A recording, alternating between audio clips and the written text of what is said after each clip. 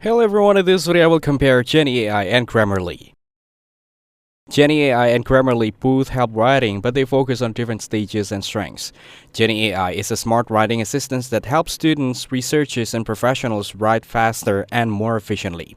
It can generate ideas, complete sentences, and suggest paragraphs to make writing easier. The tool also has strong citation features, letting you add and manage references in different styles without stress. Many people use it to overcome writer's block and save times on essays, papers, or reports. It also supports paraphrasing and summarizing, which keeps writing clear and simple. The interface is clean and easy to use, so even beginners can quickly get started. Grammarly is a popular writing tool that helps people improve their grammar, spelling, and punctuation instantly. It also checks for clarity, tone, and style, so your writing sounds more polished and professional. Many users like it because it works across different platforms such as browsers, Word, and email, making it easy to use everywhere.